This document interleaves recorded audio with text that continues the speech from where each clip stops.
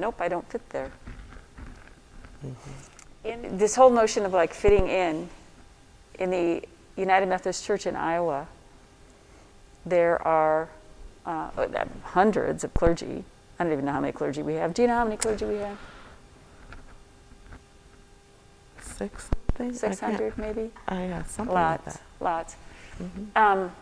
And there are only 2 African American clergy in all those clergy. Is that right? No, there are 2 African American elders. Elders. Okay, which is what you and I are. We're yes, elders. Yes. The status of elders. There. I mean, we have some other denominational folks or men, because we're the only 2 females. So there are 2 African American 2 women. females, yeah, and we're both elders. And then there are some other denominational folks that are serving United Methodist Church. And then, of course, we have our African brothers that are serving. And there are many of them are elders and as well. So folks who come from other, but just folks who kind of come through your experience, having grown up in the United States and now serving, Black persons who've grown up in the United States, now serving in churches. There's just 2 that are elders that have come all the way through the system. And in the whole state of Iowa, only 3 Black United Methodist churches.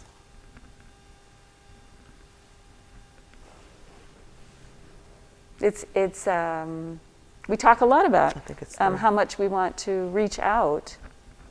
Yeah. Okay. Okay. Yeah. Yeah. Well, the pandemic.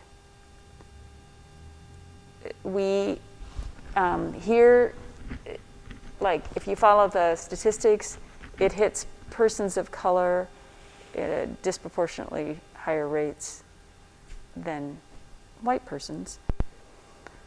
And I don't expect you to be a scientist on this, but why do you think that is? Because I think it's because of most of those communities are poor communities. Are poor communities? So it's the poverty. It's the level. I think it's level of poverty, access to health care.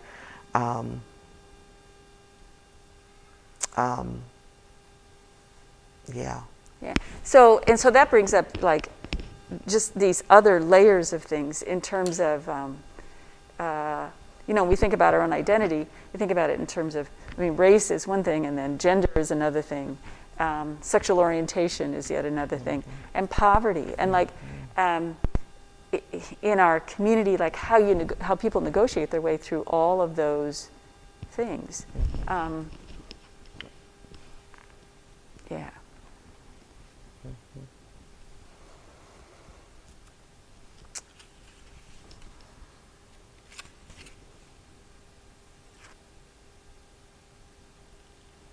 I think it's a symptom of the ways in which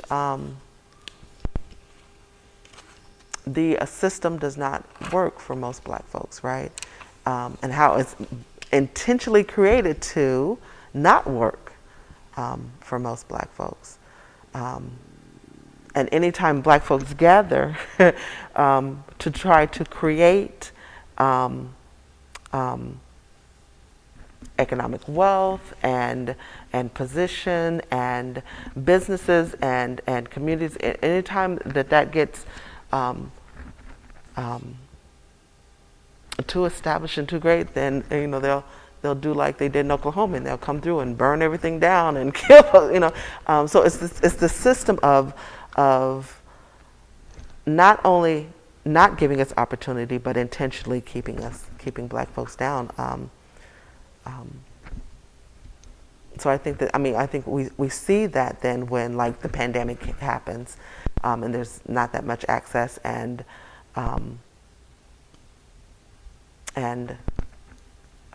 health care to help even treat those, right?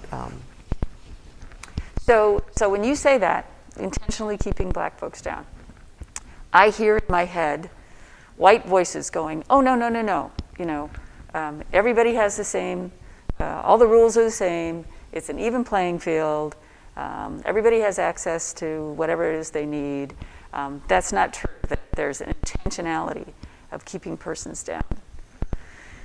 And I would say you need to be more informed because redlining is one example of how government would come through, or states would come through, and they call it redlining, so that they would have this community, all white, you stay together, the black community, you stay together, and so then when black folks would come into this community and want to buy homes or business, whatever, then they were denied, and just flat out denied. And so you stay in your area, and the resources and the finances to help support this is even limited, whereas it's flourished. And so understanding that, and knowing that that's the system of keeping us oppressed, not giving us opportunities at jobs, whether it's by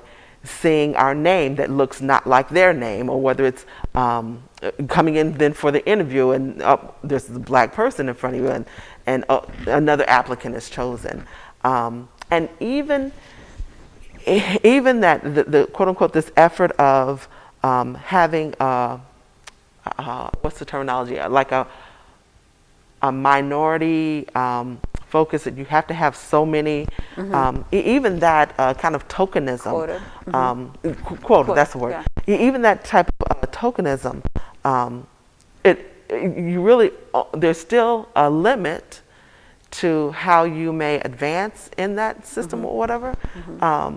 So systematically, that's just the reality. And so for those folks that say no, that's the reality.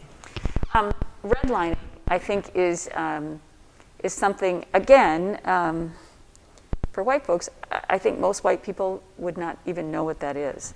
And because it's, and I didn't really understand what redlining was until a few years ago when we went to Detroit. And in Detroit, there's actually a wall that still exists, and that had been built in the city. And what LaTonya was talking about like, there was actually laws about who could live where, and then mortgage practices, so that if you were black, you could live here, and white here. And in Detroit, there's a wall, and on this, it's, I don't know, it's probably about 6 foot tall.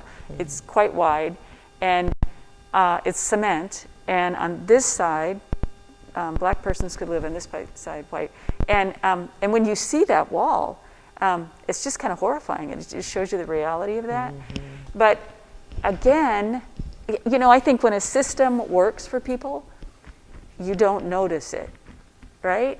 And don't question it, because that's the privilege I have, and I don't want to lose that privilege. Right.